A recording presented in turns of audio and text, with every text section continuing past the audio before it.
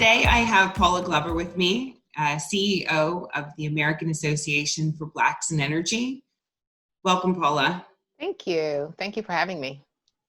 So tell us about AABE and how you partner with other minority organizations within the industry, and what some of the progress that you've seen as a result of AABE's work. Sure. So the association, AABE, was founded more than 40 years ago, really looking at the impact of energy policy on communities of color and African American communities more specifically.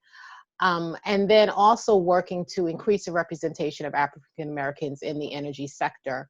And that includes everything from African Americans in leadership roles, African Americans on corporate boards, African American businesses having the opportunity to do business with our industry very broadly, whether it's the development of solar projects or being a vendor to a oil and gas firm.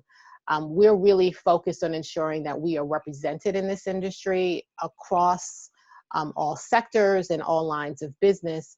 And we do that for a couple of reasons. First, because there's an enormous economic impact that the energy industry has, and we just believe that this industry has a role that it can play in the economic empowerment of our communities, but that also that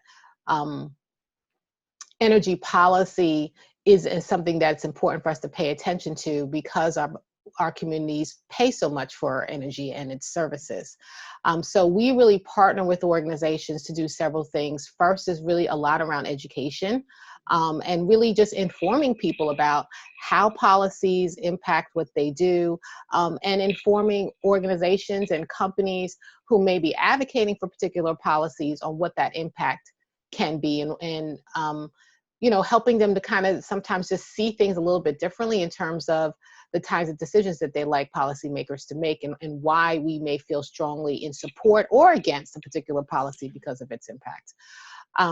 And so we've had success in that we have certainly all of the trade associations at my office. We work closely with them to help provide advice and counsel as they're looking at different policies that they're trying to put forward, either with members of Congress or regulatory agencies or state and local levels. We also work with our industry partners around identifying people who would be great candidates for potential opportunities.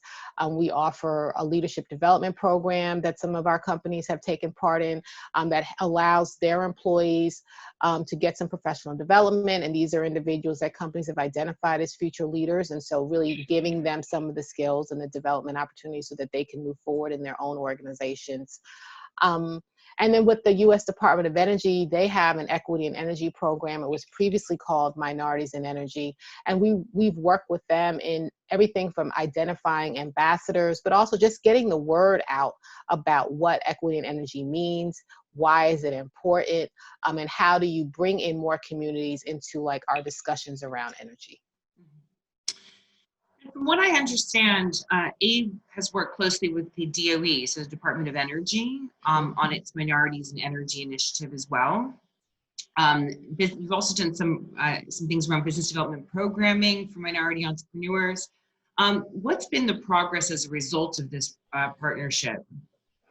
I think really probably the biggest progress that I would say we've seen is that, and particularly in this day and age, that the issues around minorities and African Americans in energy in particular have now kind of hit the forefront of people's thinking.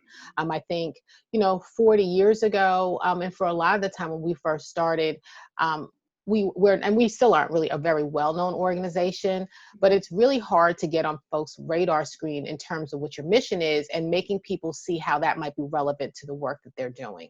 And so, what we've seen is that more and more organizations kind of reaching out to us to say, hey, what do you think about this? What is a good approach for us to take? Most recently as defined as the last several years, a lot of organizations really thinking about their diversity and inclusion programs, thinking about their employee resource groups, right? And how do you do that effectively? Asking us questions about effective mentoring programs and if we have best practices. And I think the benefit of the association and the membership of the association is that my members have expertise in all kinds of areas. And so I'm able to kind of lean on them and point to them and glean from them best practices in areas where I may not be as familiar, which is, I certainly don't know everything, but that their level of expertise, and particularly because they all have worked in this business, and so they have an additional kind of perspective that's a different than someone who might be a consultant kind of coming from the outside in, really does allow us as an organization to have a full view of all kinds of issues, but also allows us to really then educate far more broadly than someone else might be able to do.